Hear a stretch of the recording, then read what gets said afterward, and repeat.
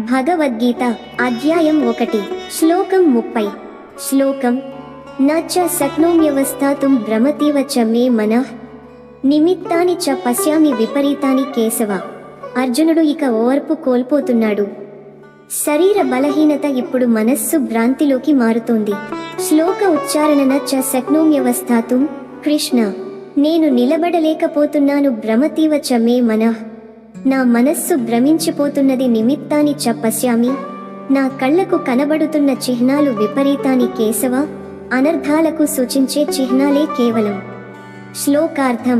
అర్జునుడు ఇలా అంటున్నాడు, కేశవ, నా శరీరానికి ఓర్పు లేదు. నా మనస్సు భ్రమించిపోతున్నది. నేను ఏదైనా మేలు జరగబోతున్నట్టు కాదు. ప్రతి దానిలోనూ అశుభ సూచనలు కనబడుతున్నాయి.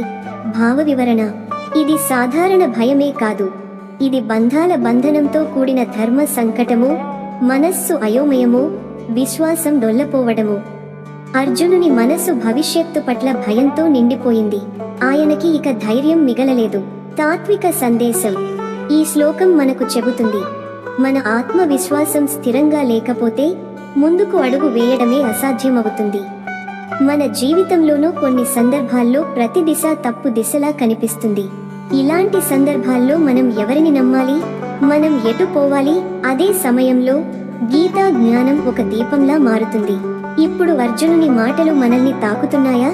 మీరు కూడా ఈ విధంగా భావించిన సందర్భాలున్నాయా?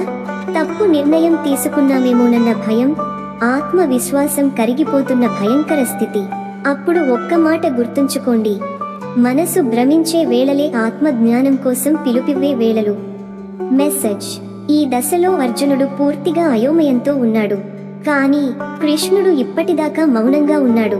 తదుపరి శ్లోకాలలో కృష్ణుడు స్పందించబోతున్నాడు. మీకు ఈ ఆధ్యాత్మిక యాత్ర నచ్చితే లైక్ చేయండి, షేర్ చేయండి, సబ్స్క్రైబ్ చేయండి. జై శ్రీ కృష్ణ, జై భగవద్గీత.